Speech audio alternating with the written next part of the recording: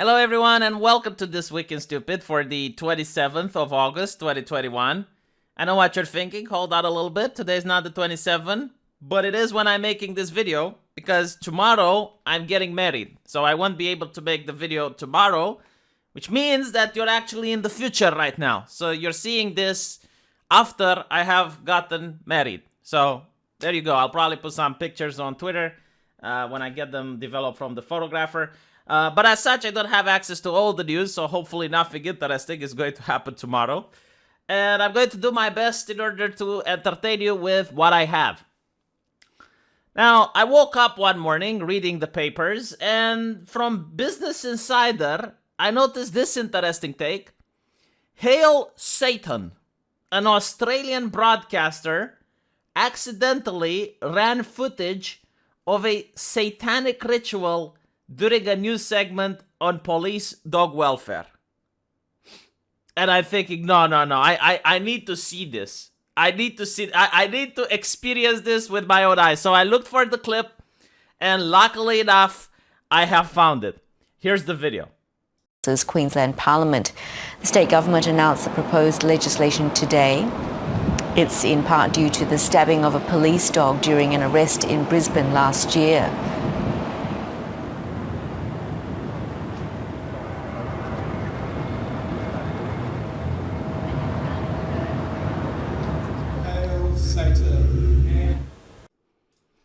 Now look at those edgy boys. I wish I was a Starship Trooper and click on "Would you like to know more?" Because I definitely would. It's very interesting. More interesting than the news about the dogs they provided earlier. Anyway, speaking of dogs, you probably know, a lot of Fidos had to give away their livelihoods because of COVID. I already covered it on my channel. Apparently, in the great wisdom of the people at the shelter, they decided that they can't risk the owners traveling in order to return the dogs to their homes. So they decided that it's in the best interest to put the dog down. So that happened. What else happened in Australia? Oh, yes. Those doing the wrong thing driving our record case numbers.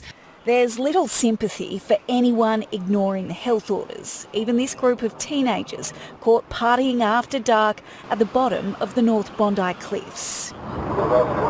Herded to higher ground by Polaire's spotlight and speaker, the 8 boys were placed in handcuffs and left to explain a $1,000 fine to mum. 681 penalty infringement notices issued in the last 24 hours. More than 400 of those notices were again for people being outside of their home without a reasonable excuse. Sideline Sharks player Josh Dugan denies lying to police when he was found a long way from Sydney. The 31-year-old stopped at 11:30 last night in Lithgow, where he allegedly told officers he was moving to the area and feeding animals before admitting to visiting a friend. He and a passenger turned back to Sydney, only to be pulled over a second time travelling in the wrong direction.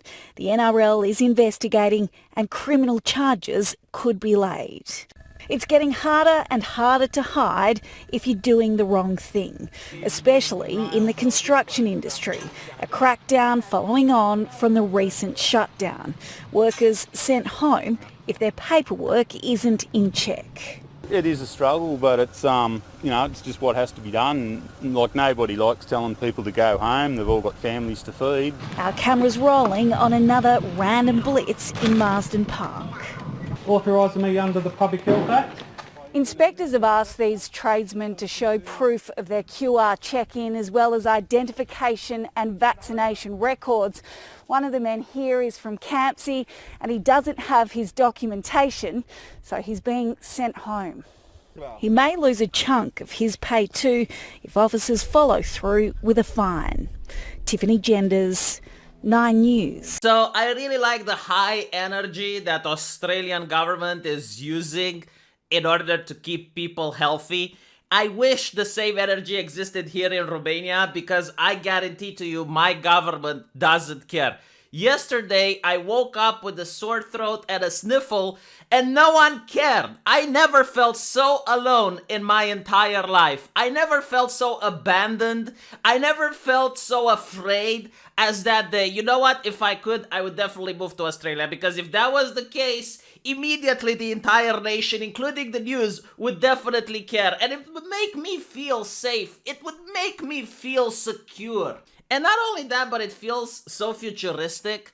Like if you want to travel, you need a QR code, and then you can enter like a boss, and you can look at the people without the QR code, and you can go like, ah, you don't get to go in. I get to go wherever I want. I get to travel, but you little pleb, you're inferior. You can't get in when I go in. You gotta need your QR code. Why don't you have your QR code, you little muppet, you? Oh my god, no, seriously, I would love to live in Australia. Like, never in my life would I feel so important as if I had the QR code that I could travel everywhere I want. Wouldn't that make you feel important? Wouldn't that give you a big cock? It would definitely give me a big cock. But just so you can understand how much the Australian government cares about its people, you see, a couple of months ago, there were these conspiracy theories going around that the government is going to build health camps, as they call it. And the Australian government doesn't want its citizens to be called liars. That's how much they care about their own citizens. It's like, lying is a sin, and we don't want you to sin, so we're going to prove you correct. We're going to build them now, retroactively, so that when people look in the past, they'll say, well, it wasn't a lie.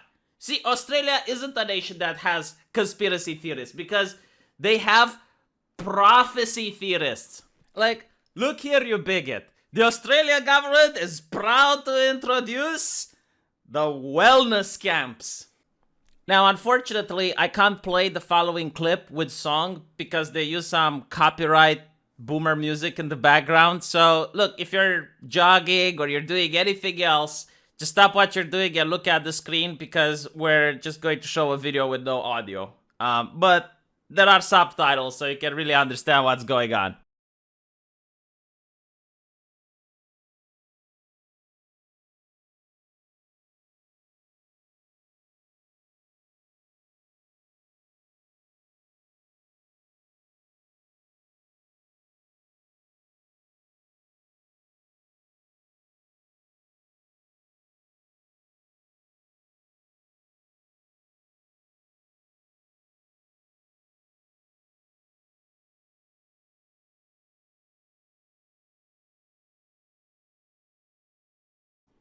Keep our people safe in wellness camps, in wellness camps, in wellness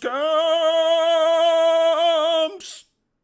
Beautiful, absolutely. I love that it's really a boon for the economy. I mean, you have the wellness camps, it gives jobs to people to construct it, 400 jobs, and then you need to feed the people in the wellness camps, and that costs more money. And hopefully, the government is going to be in the middle of these transactions. Not to take some of the money for itself, no. But to make sure that the wealth is being equally distributed and there is an equity when it comes to the distribution of wealth. To make sure that everyone gets their fair share. It is the role of the government, after all, to keep the people safe and, most importantly, wealth redistribution. This is what building back better looks like. Was it like this before? No. But now it is better. It is built back with brand new owners, more compassionate owners, more caring owners, and more important, owners that have a mindset towards equity. And speaking of the politicians in Australia, let's hear what they have to say, because such dramatic change in society is surely going to upset a few people. People who, of course, with time are going to be being brought back into the right of the fold. But until then, the politician is going to address these people and try to be more compassionate and reasoning and try to explain to them that this change is not only inevitable but also necessary. It's involved if this gets away from us. Hundreds and hundreds of cases every day, and hundreds, indeed, potentially thousands of people in hospital. I can't be any clearer with the people of Melbourne and more broadly the people of Victoria. If we have a weekend this weekend like last weekend, well then next week it will be like Sydney. We cannot allow this to get away from us. We all have to work as hard as we can. Now the government is playing its part. We locked down early. Couldn't have gone any earlier. We've locked down hard and we've been criticised for that by some, but we are following the advice. We all have to make choices that recognise how serious this is. But rules are only as good as the behaviour and the choices that each of us make. Wasn't that motivating? My God, I'm motivated. We're all in this together. What a beautiful message. It's like a bundle of sticks. A stick alone is easily broken, but if we're all the sticks together, then you can't break them anymore. What's this? I hear criticism from some bigots in the crowd.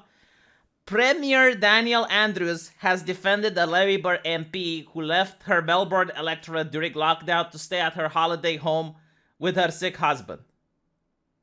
Okay, look.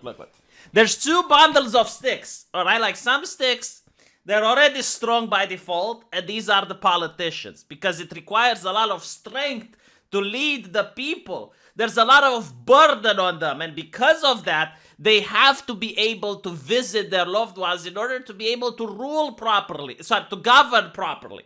Because without it, they will be emotionally distressed and they might make bad decisions, right? So one bundle of sticks are the politicians, and they're already strong by default, so they don't really need to bunch together with the other little sticks.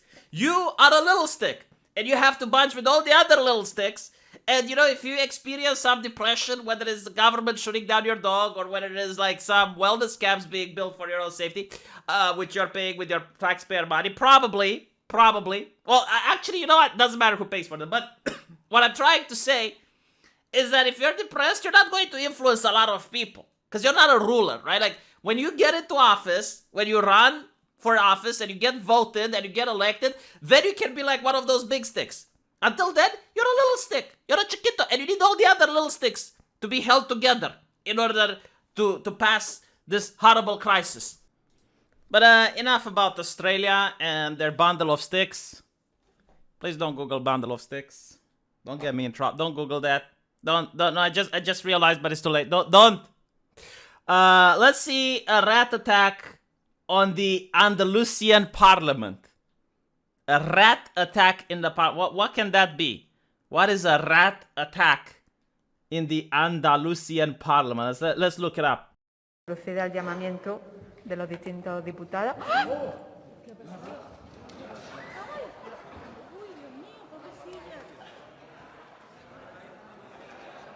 Discúlpeme, señoría.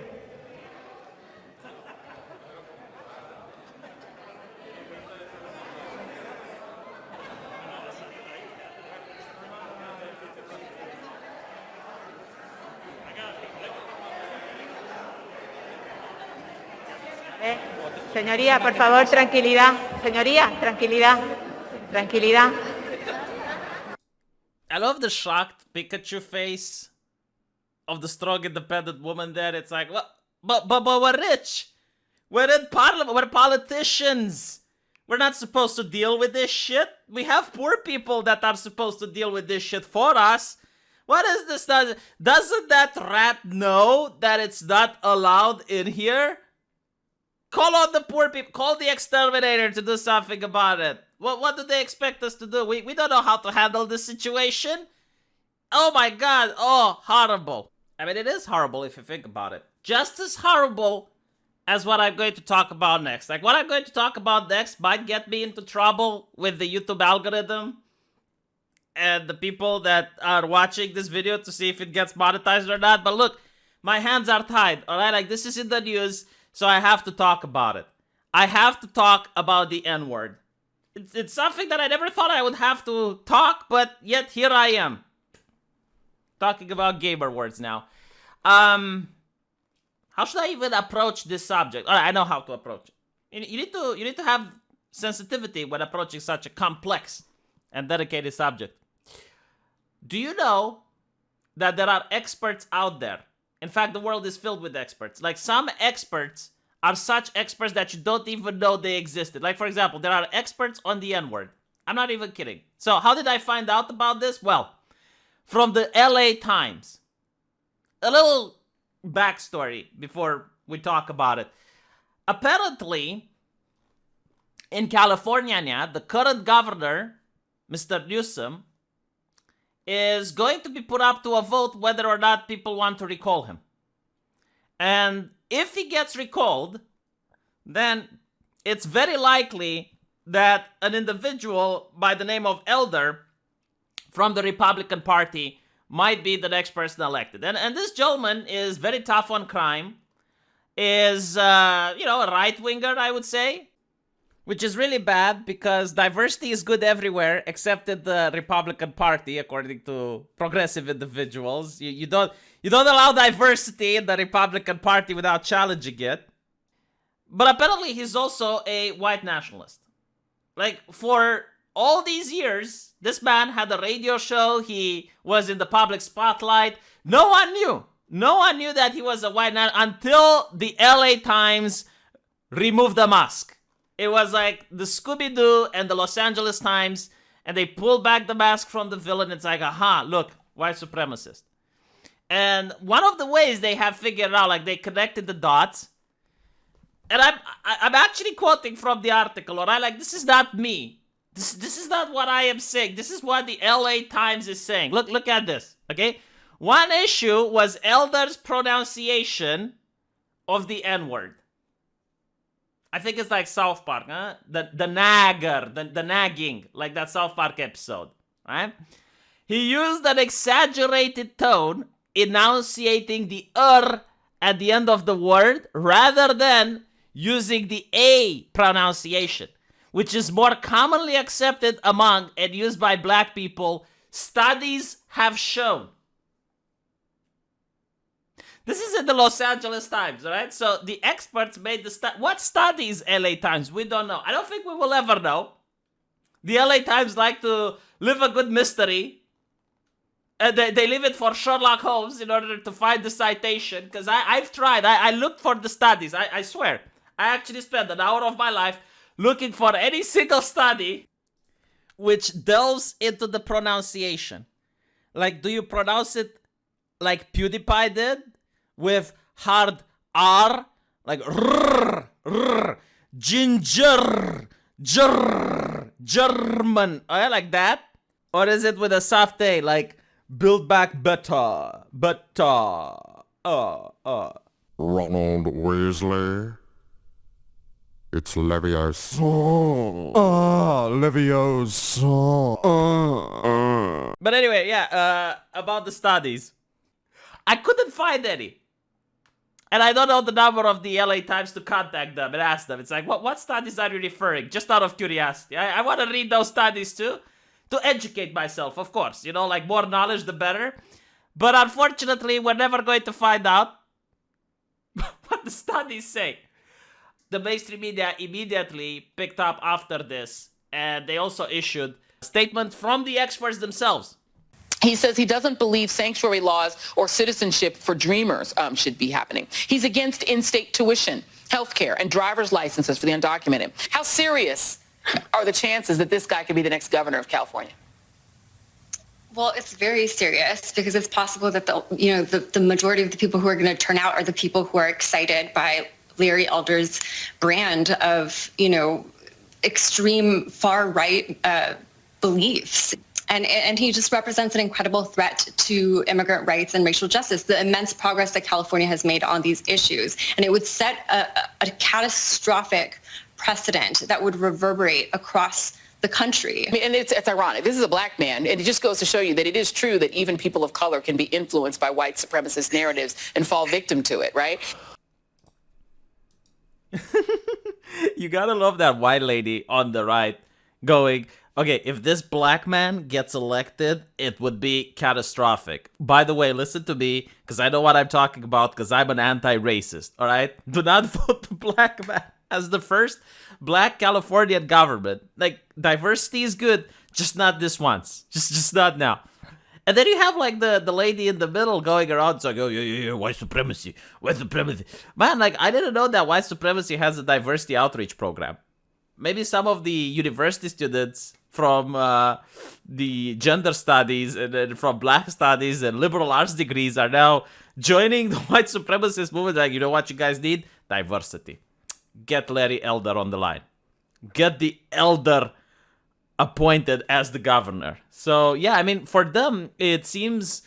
I mean, the vibe that I get from watching these segments, it's almost like Elder is the elder one. You know, he's like some eldritch horror for these people. Like, they can't sleep at night because he exists and he's running for office.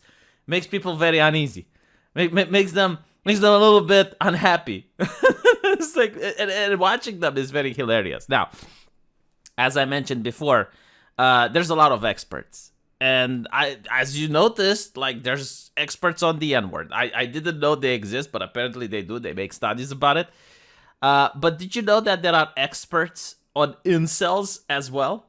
Like, there are people who are incel experts. Do you want to listen to them? Because I never thought, like, this is actually a paid profession. But apparently it's on the news. It's on television, so it must be true. Now, I was going to play you the actual video, which is amazingly funny, but also turns out amazingly copyrighted. And I tried playing it without audio. I tried playing only clips of it, but the copyright ID is too strong. So I'll just tell you what is happening. You have this very beautiful lady with a big smile on her face telling people that if someone uses words like normies, based, cocked, then they might be part of an extremist group. They might be part of white nationalism, or they might be part of something racist. I'm not even kidding. Like, she says these things as two separate. And she also says that it might also mean that this is like a gateway drug, right? It's part of the incel community. She's like the incel expert, and it's part like of a gateway drug to other more violent communities, like the white nationalists, which are renowned to be misogynistic. So that's what the guru, the expert, is saying. I mean, the Incell Guru has spoken. The master of all incels has filed her decree. Who are we to be against it? I never knew about these words, but now I'm very concerned. I hear them on mainstream media when you get this lady on speaking. She must be an incel. By the way, how do you manage to get this thing like an incel expert? So how does it work? Like, does she go around hunting kids? It's like, how old are you? 25, madam. And do you have a girlfriend? No, I don't. But do you want one? Well, I guess I'd... you're the perfect material to study. Come here so I can study you, young man. Oh, get away from me, woman. Tell me, which words do you use? I would really like to know, like, how does the studying of this community work at? Like, what must you do? How does it work? I want to know, if I showed up to our date wearing this, what would you do?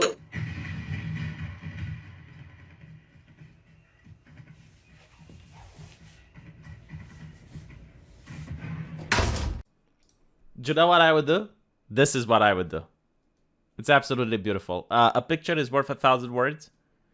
This is what I think America is right now. By the way, like, he trained really hard for this. You know, running away from reporters isn't easy. Like, I've never seen the US president more energized than when he is running away from reporters. Do you know how they make everything into an emoji right now? Like, the corporations, they have the pregnant man emoji, and they turn more and more emojis every day. This is an emoji that I would like. I would definitely love to use this. It's like when my girlfriend asked me, hey, so you said you'd take out the trash today, right? And then I would put this emoji. How did you do on your math exam? Boom, emoji. I mean, it's got a lot of uses. I'm actually curious, like, if you can let me know in the comments section some of the uses that you think this emoji could have. Because I believe it's absolutely wonderful. It's magical. Magisch. You know what else is magisch? The wisdom of left-leaning activist judges. Which the current US administration named quite a lot of them. And they're left-leaning because before being named as judges, like some of them had outspoken political opinions. But now they're actually able to weigh in on legislation. And I gotta say, like, the level of wisdom and intellect that I have seen on display for this particular Nevada judge is mind-blowing. Like, it's like, you know? So, turns out that immigration law making re-entry a felony is unconstitutional. Why? Because it has racist origins. No, like, seriously. Apparently, the people outside of the United States, like the southern border, I guess they're of a different race according to this judge. All right, so they're like, because they're of a different race, that means that the crime of re-entry is going to be perpetuated more likely by Mexicans than non-Mexicans. So because of that, that's racist. Badum tish. No, you didn't understand what I just said, no? Because it's too complex for your little brain. Look, if, like, back when your dad was young, a racist law would be a race that expressly targeted a group of people. So, for example, this fountain is for people of color, this fountain is for white, right? Like, that's racist. But now, if you have a law and the people who commit most of that crime happen to be of a particular demographic, then the law is racist. Like, okay, you still don't understand. Let me explain how it is. Like, right? Let's say you have a standardized test, like picking up a boulder. If the overwhelming amount of people who can't pick up the boulder are women, then the test, the boulder itself is sexist. Do you see how it works? Like, this is called Marxist wisdom. It's the wisdom of left-leaning people. It's true wisdom, true knowledge. So now, like, for all this time, the re-entry as a felony was fine, but all of a sudden it's racist because this judge has said so. Makes absolutely sense. You know what needs to happen? I'll tell you what needs to happen.